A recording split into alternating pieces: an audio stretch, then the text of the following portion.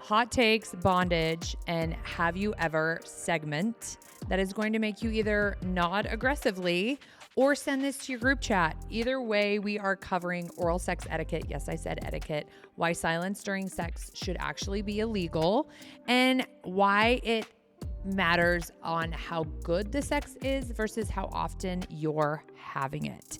And then we're going to get into some bondage because I know you have been curious and nobody's talking about it properly. This is a quickie, just me, zero apologies. Welcome back, vain ones. Let's get into it. Welcome to the Law of Cassidy.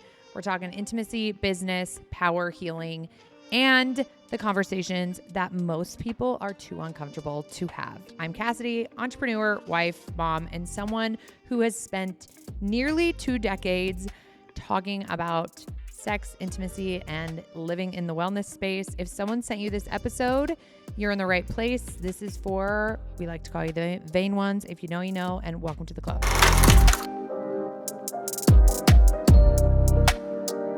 Here we go, guys. Hope you're all doing well. We are still doing this thing. I don't even know what episode this is, but I am damn proud of myself because you know what? Consistency with podcasting is the key to success, and it is a lot of freaking work. And ever since I launched on freaking Christmas Eve, I didn't plan that on purpose, there has been an episode for all of you every single week. So if you love it, share it. Please comment. Please give it the love because, man, I am pouring into this thing and we're making it a thing. So it's been a good week. I just got back from Vegas, had some great meetings with some brands in the space, strategizing more fun for Covet. You guys, my toys came in. It's happening. Was approving some colors. So good. Like, I know I've mentioned it before on the podcast. There is a dual action device that I am launching with Covet. It is called Taken Twice, and I'm here to tell you it is by far the best dual action toy any woman will ever experience. Thank me later. And men, I am not forgetting about you. First bite, just run your imagination with that. Chef's kiss good. Is it time yet? I almost can start sharing when the actual launch is going to be, but not yet. So stay tuned, y'all. Okay, so we're going to jump into some hot takes and kind of talk through some things, okay? So hot take number 1. So people put way too much emphasis on how often they have sex and not nearly enough on how good it is, okay? We are not checking a check mark on I had sex today. I really believe that your intimacy and connection thrives when it actually is good because let me paint you a picture. It's a Tuesday night. You're both exhausted, okay? Too many tacos on Taco Tuesday. But no, okay. Your kids are finally asleep. You've been running on empty since 6 a.m. I feel that. That feels like my day today. And someone initiates. Maybe it's you. Maybe it's them. And you think, okay, fine, let's do this. Raise your hand if you've been there before. Hi. 10 minutes later, it's over. Nobody said anything. Nothing was communicated. You both roll over, and somewhere in the back of your mind, you think, well, we had sex. We're good. One more for the week. Now let me paint a different picture for you on maybe you're not doing it as often, but it's more intentional. So same Tuesday, same exhaustion, but this time there's a text. An hour before you even got home, it says, I've been thinking about you all day today. Tonight, you're mine. Okay, that is smoking hot, okay? And when you walk into the bedroom, something's different. The straps are already on the bed, 4 padded cuffs. Yeah, we're going there. It's like laid out for an invitation. You didn't have to ask. You didn't have to explain. They just knew, okay? And what follows is slow. It's intentional. Every touch is deliberate. I feel like I'm reading from a smut novel, but here for it, okay? You're not going anywhere. Your brain stops managing everything else. The to-do list, the body insecurity, the noise, all of it quiets because the entire world has narrowed to this room and this moment, okay? And your person. So, and afterward, you both lie there and think, that is it right there. That's what I needed. Not more, actually better. And that's what I do is intentionally teach you how to have those deeper connections when it comes to intimacy. And that's also why we're talking about bondage today. We're going there. Okay. So we track sex like it's a KPI. Like, frequency is the metric of a healthy relationship. I get this question all the freaking time. People are like, how often should you be having sex? There is not an answer. It needs to be good, okay? So the right question is never are we having enough sex. The right question needs to be, when we do have sex, is it actually good? Are we both present? Are we communicating? Are we both walking away feeling like we just got our fix and we can't wait till the next time? Because if that is not in your process and your dynamic, hit me up in the DMs, because let me help you to create an environment that you crave more, that you enjoy more, and you connect more. Because high frequency of mediocre sex just trains your body to expect mediocre sex. And eventually, mediocre becomes the standard. And you forget what it felt like to be moved, connected, that spark, okay? So stop counting, start paying attention, and quality is the whole thing, okay? So DM me, when was the last time sex actually moved you? Not just happened, actually moved you, because the vain ones don't settle for a tally. We are intentionally having that good life-altering shag session. Okay, hot take number 2. Are you guys ready? Going down on her is mandatory unless she doesn't want it, but it should always be offered, always. I don't know what it is about. I know I've talked about this before, but the insecure bros in the universe who are all expecting a blowjob and they are not delivering, okay? So, and they just accept that like it's normal. It's not normal. It's lazy and it's selfish. So here's the thing. The majority of women, if you didn't know this, please send this to your man, cannot, I will say it again, cannot orgasm from penetration alone.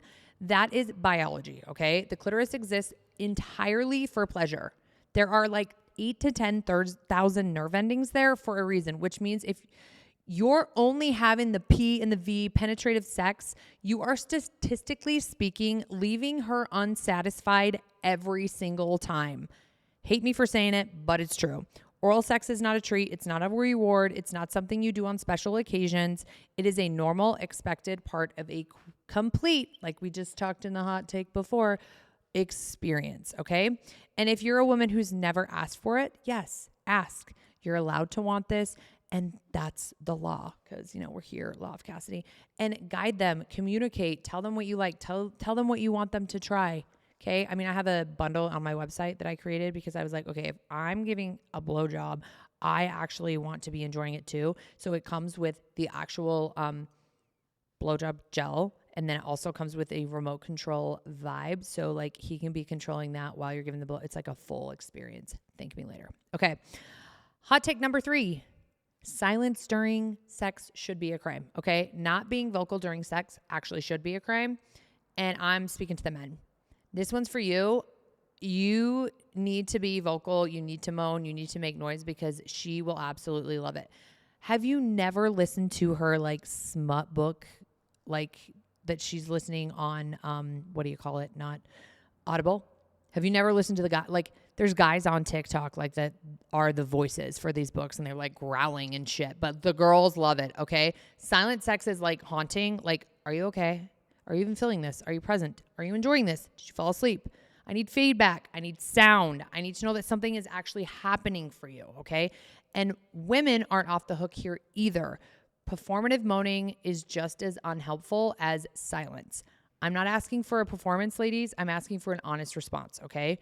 When your body feels something, let it out. A breath, a sound, a word, something. And men, the cultural idea that moaning is somehow feminine or weak is one of the most damaging things we have ever created in this world. Ladies, I can't wait to hear feedback on this.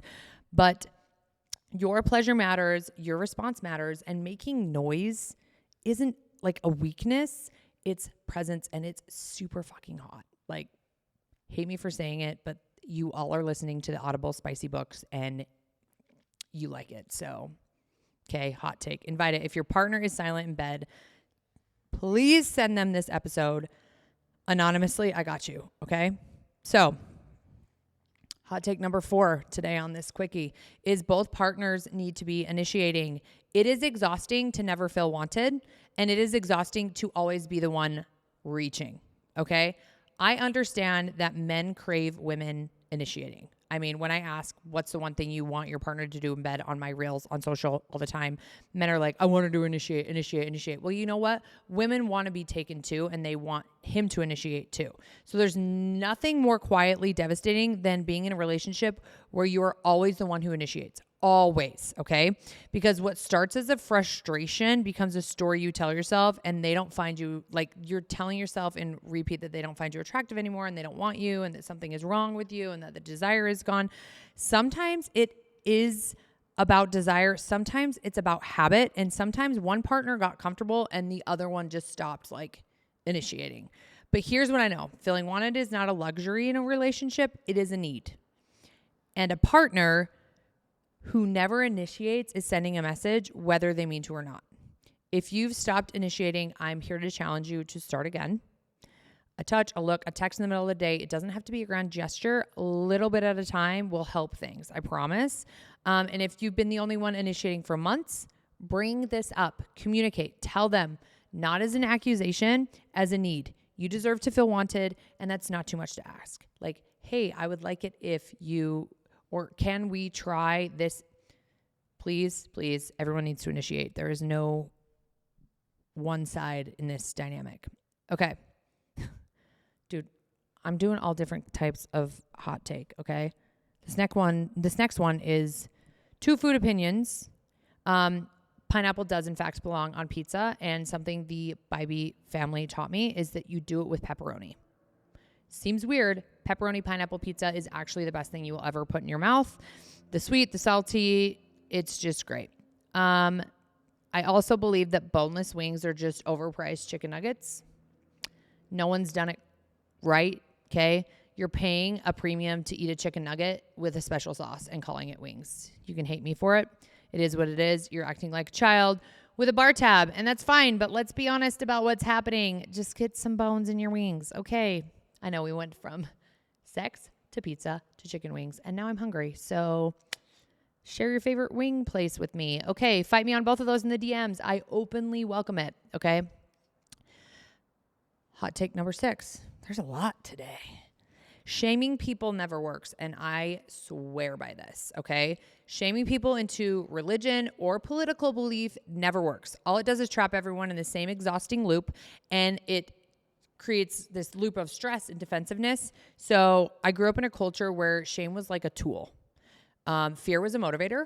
I've talked about this many times on the podcast, where the threat of judgment from an actual community, from God, from family, was supposed to keep people in line. And here's what I know from nearly 2 decades of having honest conversations with people. Shame doesn't change beliefs. It drives them underground. Like, people don't leave shame. They hide from it. They perform, they say the right things and feel something completely different. And that is disconnect, okay? They disconnect between what you believe, what you're allowed to say, and this is where resentment is born. You cannot shame someone into genuine faith. You cannot shame someone into political position. You can only shame them into silence, and silence isn't agreement, it's exhaustion.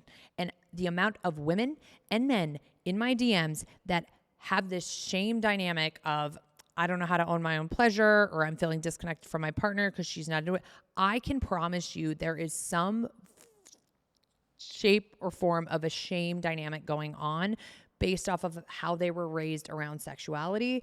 And that's what I'm here for. So if you've ever been shamed for what you believe or don't believe, or you found the right place or not, the vain ones don't shame here. We do honest, okay? And I'm here to tell you that's what I'm here for. That's what my DMs are for. I'm always here to answer your questions, help you navigate figuring out your body and owning your sexuality, because it is an essential tool to thriving in life. And shaming yourself away from the body that God gave you is just not okay. Okay. Man, I'm on a soapbox today. Okay. We're going to talk a little bit about bondage. Okay. I'll be honest. I was in the 50 Shades of Grey era. Okay. Shout out to us millennials. Okay. I was in business. It was so fun. I was like, that was fun. I rented out the movie theater and I sold tickets to my customers, and we all watched the movie and we bought all the product. It was like a whole thing. Okay. So let's talk about bondage. And before anyone stops this, stay with me, because this isn't about anything super crazy, freaky, extreme. Like I saw some shit at the show. I literally went to I guess you would call it a sex show. I mean, sex wasn't happening, but it's like all the brands in the space, right? So you would call it, you would see swings and you would see lubes and you would see arousal creams and you would see butt plugs. You would see dolls. Those are creepy. That's like a whole conversation for another time. Those things like weigh 150 pounds. Everyone's into something. It's just is what it is. There would be like dildos that looked like two fists. I don't understand. I'm not shaming anyone, but I'm here to say we're not getting extreme here, guys. We're doing bondage 101. We're like surface level talking through some stuff, hopefully sparking some questions that we can all just continue on. Okay. This is about curiosity, about trust, and adding intention and anticipation to your sex life in a way that most people haven't explored because nobody has really explained it properly. We like saw it in the movie and you're like, wow, he literally shoved a butt plug up her butt and, tied her up and it was a little aggressive. Bondage can be soft and subtle and you can ease into things. So at its most basic, it's consensual restriction of movement during sexual activity. That's it. It doesn't have to mean chains, dungeons, locking them up there's a bed. This is so crazy. There's actually a bed with a cage under the bed. We're not locking people up in cages. I'm not shaming anyone, but we're not going that far, okay? It can be as simple as holding your partner's wrists above their head or a silk tie around their wrists or a blindfold or being told not to move. When you take away one of the senses, it heightens everything. So when you blindfold your partner, it just makes every touch, every experience, every sensation just feel that much more heightened. The common thread isn't the equipment, it's the dynamic, okay? The surrender, the control, the trust, and both sides, it can be really powerful if you're doing it right. So why do people love bondage? So here's what nobody tells you about bondage. It's not really about physical restraint. It's about mental release, honestly. When you can't move or you're the one in control, your brain stops. It stops managing everything else, the to-do list, the grocery list, like what are your kids doing? It puts the body in, it puts you in a realm of a world that is present. And I am here to tell you in today's day and age with cell phones and life and stress, most people are not present during intercourse anymore because they're just worrying about everything else. So no performance anxiety, all of it quiets down because your entire focus narrows down to what's happening with your body and with your partner's body, okay? And that's the gift of it. It's presence, full embodied presence. So instead of thinking as bondage as overly kinky, all this weird stuff is going on, it is bringing you together in this full embodied, like present moment, okay? And for the person in control, there's something deeply intimate about being trusted with someone's vulnerability that's super hot, okay? That's not power over someone, that's power with someone. So here's the non-negotiables when it comes to bondage, and that is consent and safety. So before we go any further, the 3 non-negotiables, and these are not optional. So 1 is consent, explicit, enthusiastic, ongoing consent. Not assumed, not implied, asked for, and given every time. There has to be consent. Okay, thank you for attending my TED Talk about consent, okay? 2 is safe words. Yes, this is a thing. You need a word that means stop completely, whether it is pineapple or pepperoni or stop. I don't care what your safe word is. Maybe you all could share your safe words with me in my DMs, okay? That does not mean slow down. That does not mean pause. That means stop, okay? The classic is red stop for you, yellow for slow down. Pick yours before you start this, not during, because you never want to be in an experience where you're vulnerable, uncomfortable, and it is just crossed the line because it just really takes away that connection and that trust that you've built in the moment. So safe words are essential, okay? 3 is aftercare. When the scene is over, bondage, or any kind of intense intimacy, you check in, you reconnect, you come back to each other as equals, you take care of each other, whether it's taking a hot shower, a nice bath, whether you have some, I know Beaver Butter sells an amazing like aftercare serum because when things are intense, they're a little more intense, okay? A hug, a conversation, a glass of water, whatever your person needs, aftercare is not optional, especially in this realm of things. It's how you protect the trust you just built, okay? So where to start? If you're curious and you've never tried anything, here's where to start. Start with the blindfold. Remove one sense and watch how the others heighten, okay? It's simple, it's reversible, and it changes everything about how your partner experiences touch. Blindfold's available on my website. Next, wrist restraints, soft ones, Velcro, silk ties, nothing that restricts circulation. Okay. The key is that the person is being restrained can get out if they need to. The restraint is symbolic as much as it is physical. It's not like it's about the agreement, not the tightness here. Okay. Then communication. Talk about it before, talk about it after, ask what they liked, what they didn't, what they want more of. Bondage doesn't work without communication. I said what I said. There is nothing freakier than you trying to get freaky deaky in the bedroom and nothing was communicated about. And then all of a sudden you're like getting like whipped and tied up. We're not doing that. Okay. So conversation is important. It's key. It's essential. And honestly, no sex is worth having without communication. This is like the biggest holdup when it comes to intimacy. Okay. So we're going to go over some common myths and we're going to bust them when it comes to bondage because I wanted to make this a quickie. I don't want to stay on here forever, but I want to give you some insight about bondage and maybe answer your questions and lead you in the right direction of products you could try and intermix into your relationship. So myth number 1, bondage is only for kinky people. Wrong. Bondage is for anyone curious enough to try something intentional. Intention. It's, trust me, intentional. Okay. Myth 2, the person being restrained is powerless. Actually, the person being restrained holds all the power. They set limits. They hold the safe word. The person in control is serving their experience. Does that make sense? Okay. 3, you need special equipment to start. You actually don't. You could start right now with like a silk scarf, a tie, your hands. That's all you need to begin. But there's a lot of great products if you need suggestions. And myth 4, this is one for my Utah people specifically. Wanting this doesn't make you broken or sinful, okay? Desire is not something to be ashamed of. Curiosity is how you continue to grow. And pleasure, real, consensual, mutual pleasure is one of the most human things there is. So get it out of your head that this is like not good. This is actually bringing connection and trust and is great. Okay. So I thought we could ask some, have you ever in this dynamic of things, some of these questions, I don't know if I want to answer. Okay. Have you ever had angry sex? I'm going to answer this and say, sometimes you just got to bang it out, right? Like you just had like a knockdown, drag out fight because we are humans. Okay. We fight with our partners. If somebody's telling you they never fight with their partners, something is wrong with them. That is not normal behavior. So yes, I guess you could say I've had angry sex, makeup sex. I don't like to call it angry sex. Okay. Have you ever used a butt plug?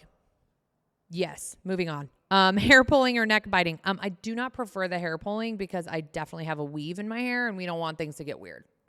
I have heard some stories. Shout out to my girl Cam. We need to have her on the podcast. She could tell you. She has clients that are like, oh my gosh, my man pulled my extension out. Say, what?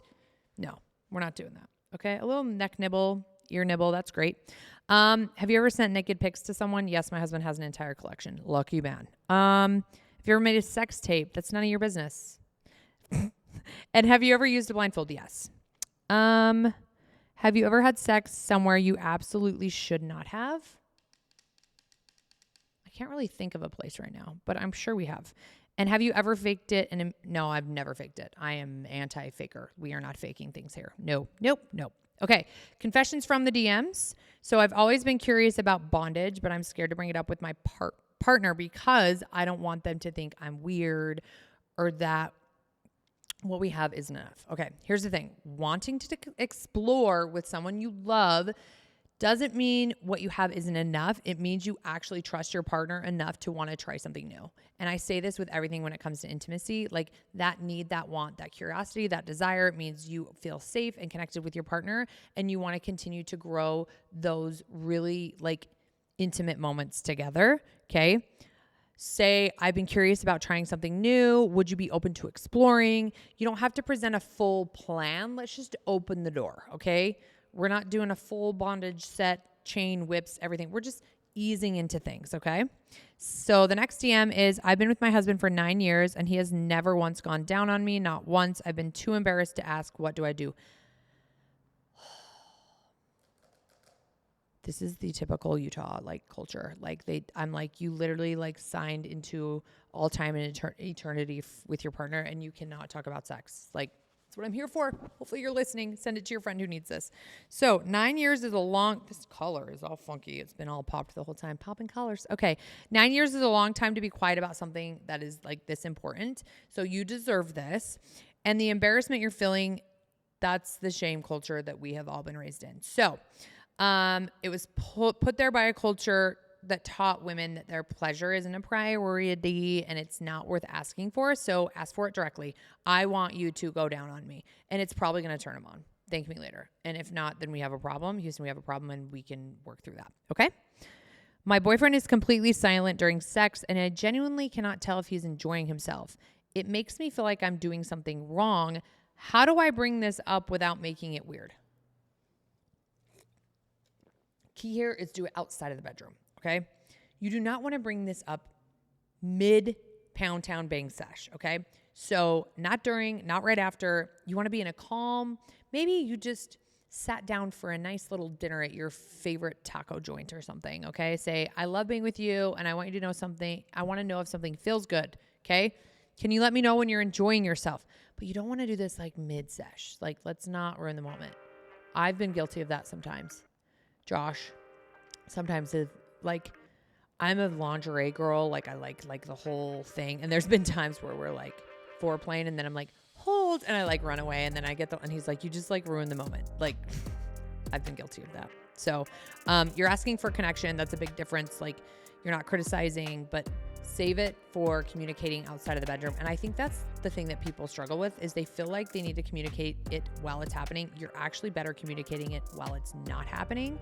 And then you can build this open dialogue, not in the moment, out of the moment. So in the moment, you're in the moment. A lot of repeating. Okay. So for the covet this week, I'm going to recommend, because we talked about bondage, I gave you some educational little blurbs. Let me know if you like it. I'm going to continue to dabble into some of these topics and stuff. So this week for Covet This is no matter where restraint system. I call this the face down ass up. Okay. So literally the image on the box is a girl in it and literally her face down, her butt's up. So literally it like restrains in that position. It's super hot. Okay. So it's not just a bed restraint. It works anywhere. You can do it on the bed, the door, a chair, literally anywhere you can imagine. So 10 feet of adjustable straps. You can travel with this bad boy. So you're not limited to one position. You're not locked into one setup.